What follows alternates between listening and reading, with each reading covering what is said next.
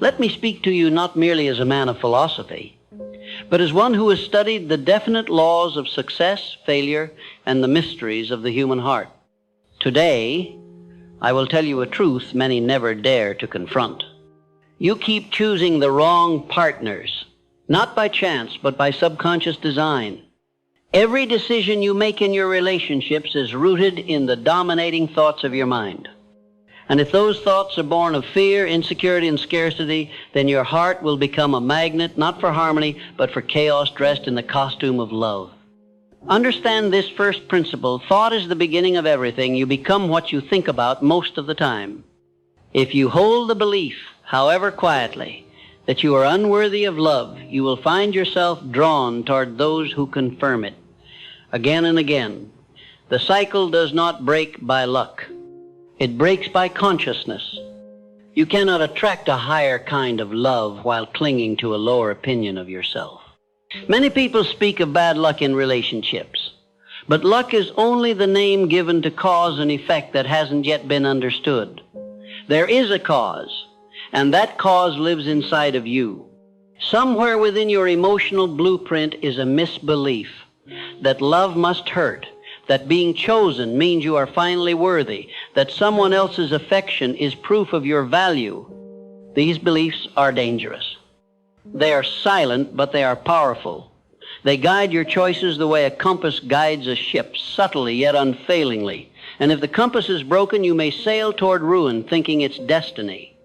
Let us examine, then, what causes the compass to malfunction. Many of you were taught, not directly, but through experience, that love must be earned.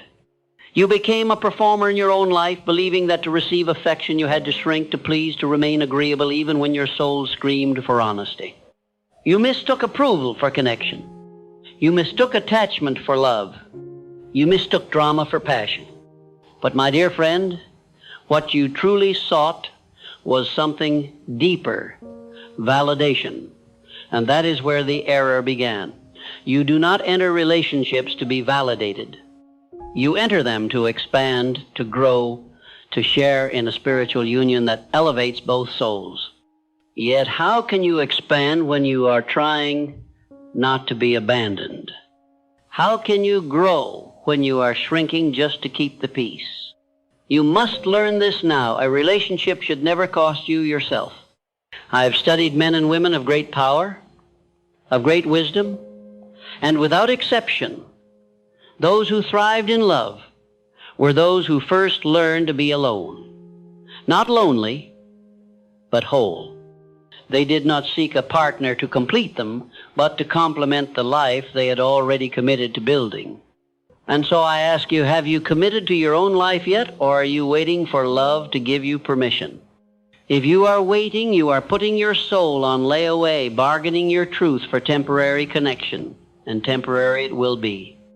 Because no matter how intoxicating a beginning may feel, if it is built on self-abandonment, it is already doomed. Let us now move to another truth. The kind of partner you choose reveals what you believe you deserve. You may say with your words that you want stability, loyalty, and deep emotional safety. But if deep inside you still believe you must struggle to be loved, then you will overlook the peaceful ones. You will say, they are boring, too predictable. But what is really happening is this. Peace feels foreign, and foreign feels unsafe. You are not drawn to chaos because you like pain. You are drawn to chaos because it mirrors the environment in which you learn to relate. It is familiar. And the subconscious prefers the familiar over the healthy unless you reprogram it. How do you reprogram it? Through awareness, through discipline, through radical self-honesty. It begins by watching your patterns without shame. You must become an observer of your choices. Ask yourself, what qualities do I repeatedly ignore in others? What red flags do I minimize? What green flags do I distrust? Why? You must ask, do I choose with my intuition or with my insecurity? You must ask, do I pursue the one who sees me or the one I have to chase? If the answer is the latter, then your romantic life is not being led by vision but by void. and nothing sustainable can be built from a void. In my research for Think and Grow Rich, I interviewed over 500 of the most successful individuals of the early 20th century. And while most were celebrated for their external achievements, I found a striking pattern. Those who failed repeatedly in love often did so not from a lack of opportunity, but from a lack of emotional mastery. They had not conquered themselves, and so their relationships became battlegrounds for unresolved inner wars. You must not make this same mistake. The invisible war you have not resolved within will show up in every relationship you enter. And the more you ignore it, the more powerful it becomes. So pause, reflect, ask yourself, what part of me still believes love must be earned? And then ask, what would happen if I no longer believe that? You might be surprised by how much space that answer opens in your life. I tell you now, no partner, no matter how charismatic or beautiful, can rescue you from yourself. They can walk beside you, they can inspire you, but they cannot become your oxygen. The moment they do, you will compromise truth for connection, and the cost will be your identity. You must not make your relationships the centerpiece of your worth. A worthy relationship is one where both people are centered in their own purpose, their own growth, and their own integrity. Only then can love thrive, not as dependency, but as divinity. I say this to those who keep repeating the same heartbreak. Do not curse the pattern. Study it. It is your teacher. It has come to awaken you, not to punish you. And it will repeat until the lesson is integrated. Do not resist the lesson. Embrace it. Ask yourself, what must I learn from this pain that I have been refusing to see? Ask what version of me keeps choosing these kinds of partners. And then do the hardest thing, evolve. Evolve beyond your conditioning. Evolve beyond your coping. Evolve beyond your idea that pain is the price of love, because it is not. Real love does not come to wound. It comes to heal. But it can only arrive once. You have built a life that is already whole without it. That is the paradox. Only those who no longer need love to feel worthy are capable of attracting the kind of love that is worthy. So build your foundation, build it deep, build it strong. Build it through your daily habits, through your commitment to your mind, through your refusal to settle for shallow validation when your soul craves deep resonance. And when you do this, when you stop negotiating your standards for temporary attention, something extraordinary happens. You no longer chase, you no longer beg, you no longer seek to be chosen, because you have already chosen yourself. And the world responds not to your longing, but to your energy.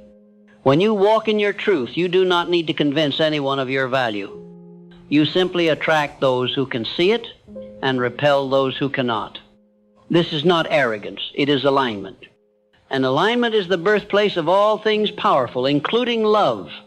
So many spend their lives running from solitude, mistaking it for emptiness, when in fact it is the sacred ground upon which real transformation begins.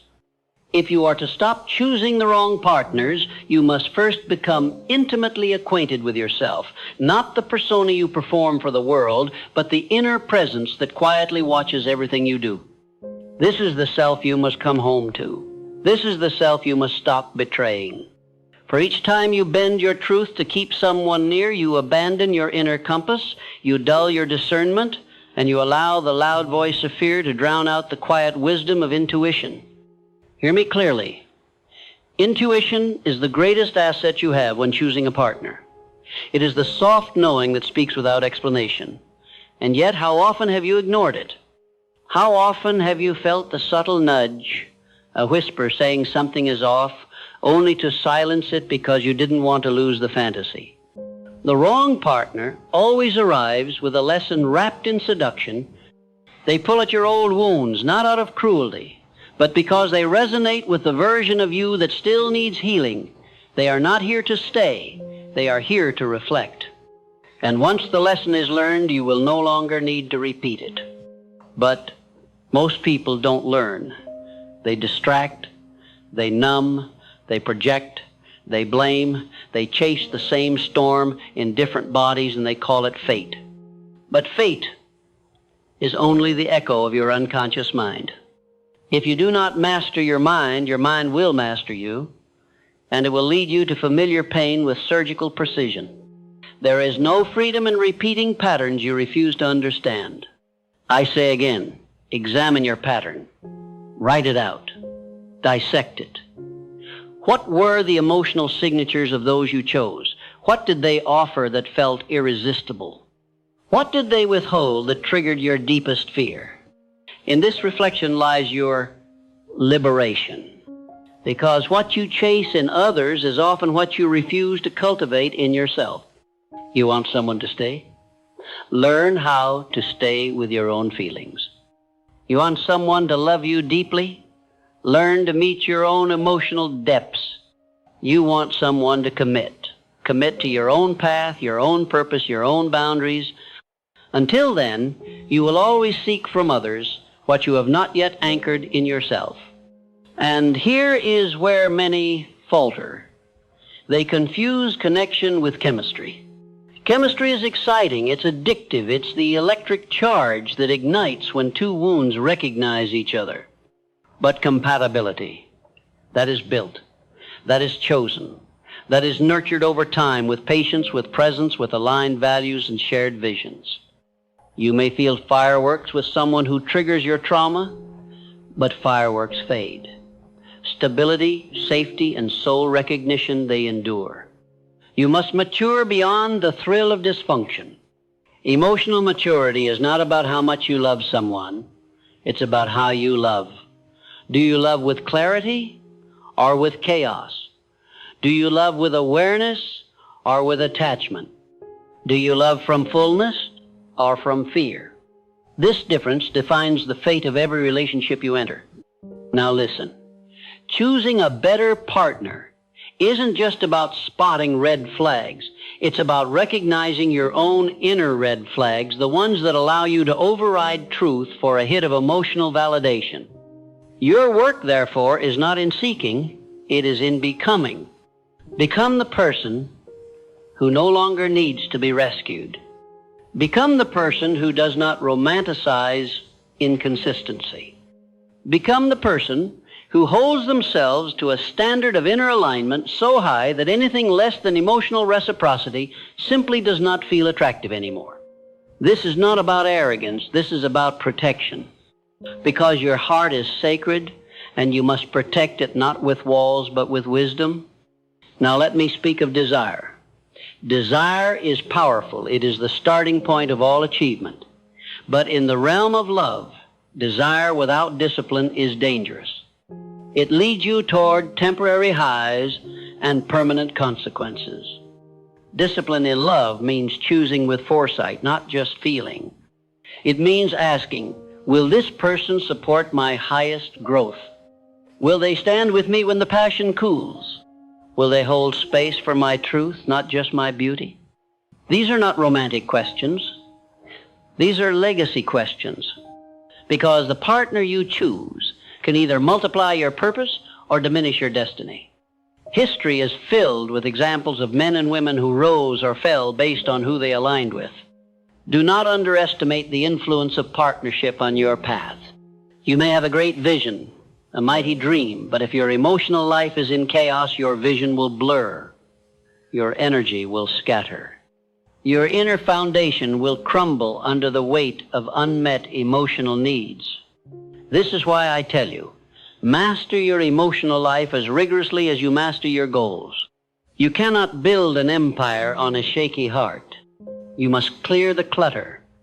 Let go of those who confuse love with control, affection with possession, drama with depth.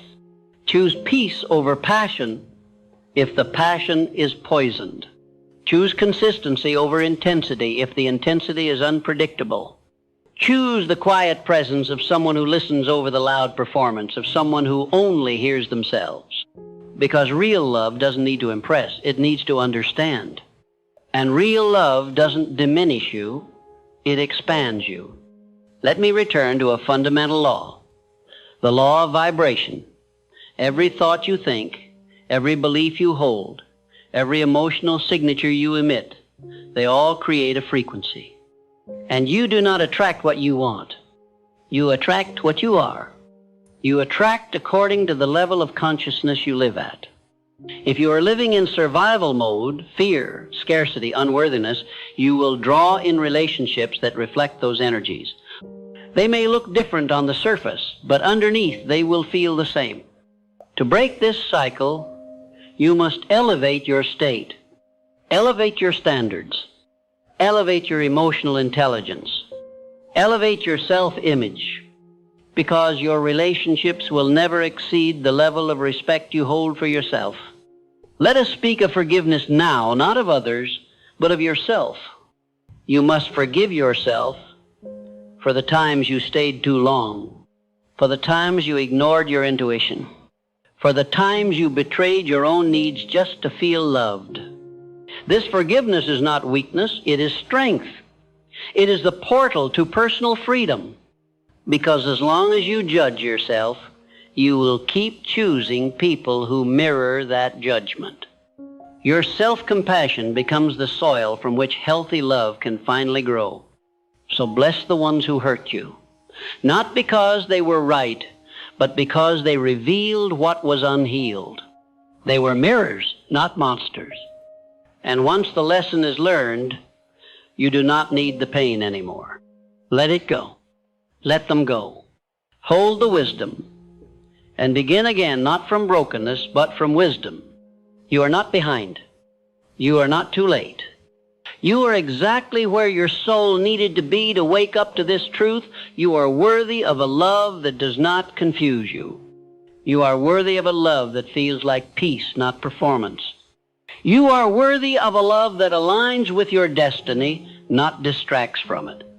But you must choose it consciously, courageously, and consistently, because in the end, love is not found, it is chosen. And the first person you must choose is yourself. And now, having returned to yourself, having begun the slow, deliberate process of remembering who you are, the question no longer becomes, where is love, but am I prepared to receive it? Because love, true love, is not withheld from you. It is simply incompatible with the vibration of fear, need, and unconscious patterning. You must elevate to meet it. You must build a life so whole, so rooted in purpose, that love becomes a beautiful addition, not a desperate fix. You see, dependency masquerading as devotion is a thief. It steals your discernment. It clouds your vision. It makes you believe that attachment is affection and sacrifice is loyalty. But let us be very clear. Sacrificing your values for love is not love. Dimming your light to keep someone else comfortable is not love. Love is not something you suffer for, it is something you rise through. And rising requires solitude, not loneliness, but solitude. The sacred space where you learn to befriend yourself so completely that your presence becomes your home. Only then can another person enter your life without becoming your source. Because when you make someone your source of safety, of identity, of validation, you hand over the keys to your inner kingdom. And what happens when they leave? You collapse. You shrink. You forget that you were whole before they arrived. Let this be the final awakening. No one can complete you. They can only complement you. You are not a half searching for your other half. You are a full being, evolving, expanding, creating, and inviting others to walk beside you, not fill you. This understanding changes everything. It removes the desperation from your decisions. It silences the noise of the past. It brings a calm clarity to your heart that says, I will no longer abandon myself for company. I will no longer ignore my inner knowing to avoid being alone. I will no longer enter into agreements that cost me my peace. Because I know now, peace is the highest proof of alignment. If your heart is constantly in chaos, the connection is not divine, it is dysfunctional. And dysfunction will always feel familiar when you haven't healed the root. So, what is the hidden reason you keep choosing wrong partners? It is not that you're unlucky. It is not that love doesn't exist. It is not that you are unworthy. It is that, on some level, the pain is still useful to you. It serves a purpose. It keeps you small. It keeps you safe. It keeps you in the known. But growth begins the moment pain becomes unnecessary. When you no longer need it to define you, when you no longer use it to fill your emptiness, when you no longer believe that love must come through suffering, then, and only then, does your energy shift. Then you become magnetic to a new kind of love. Not the kind that excites your wounds, but the kind that calms your nervous system. Not the kind that rushes in recklessly, but the kind that builds steadily. Not the kind that seeks to possess, but the kind that seeks to witness and support. This is what you truly crave, and this is what you must become ready to receive. It begins with presence, with slowing down, with feeling the uncomfortable truths without running, with choosing your inner alignment over outer approval, with being okay with being misunderstood in the service of your truth, with saying no when your body tightens, with saying yes only when your soul expands. This is radical self-respect. And from this foundation, love becomes an extension, not a remedy. From this place, you no longer chase butterflies, you build gardens. You no longer need grand gestures, you crave emotional safety. You no longer measure love by how much someone desires you, but by how deeply they see and honor your soul. This is evolution. This is how you become the chooser. No longer the one who waits to be chosen. No longer the one who tolerates ambiguity, inconsistency, and pain dressed up as passion. But the one who calmly, firmly, and lovingly says, I will wait for what is real. Because real love does not confuse. Real love does not gaslight. Real love does not breadcrumb, manipulate, or disappear when things get deep. Real love stands in the fire with you. It grows roots. It communicates clearly. It reveals rather than conceals. And if this is what you want, then you must become it. You must practice honesty, not just expect it. You must practice emotional availability, not just demand it. You must practice self-responsibility, not just project your wounds. Because every healthy relationship is built by two people who have chosen to face themselves. It is not luck. It is not timing. It is the result of inner work. And that work is yours to do. Do not rush. Do not settle. And do not believe the lie that you must shrink to be loved. The universe responds to integrity. And when you walk in alignment with your truth, what is meant for you cannot miss you. The wrong partners begin to fall away, not because you pushed them, but because they can no longer reach you. Your frequency has changed. You have grown beyond the need for chaos. You have stopped entertaining what drains your soul. And in this space, love arrives quietly, peacefully, powerfully, not to complete you, but to walk beside you. Not to fix you, but to celebrate you. Not to rescue you, but to rise with you. So I ask you now, are you ready to stop choosing from fear? Are you ready to stop making trauma your compass? Are you ready to believe that love is not suffering? Because if you are, then today becomes your turning point. Not through force, but through faith. Not through rushing, but through rooting. Not through seeking, but through seeing yourself, your worth, your patterns, your path. And when you do this, you will never again settle for less than you deserve. You will no longer be hypnotized by half-hearted love. You will no longer make a home in someone's confusion, because you will know the truth. You are the creator, not the victim. You are the chooser, not the chosen. And your love story begins the moment you stop needing love to save you and instead become the one who loves yourself into wholeness. That is the hidden reason. And now that you see it, you are free to choose differently. Choose well. Choose consciously. Choose with your eyes open and your heart healed. Your future depends on it, and your soul has been waiting for this moment. Now go forward, not in search of someone to complete you, but in remembrance of the truth. You are already complete. And the right partner will not diminish that truth. They will reflect it. And together, you will rise.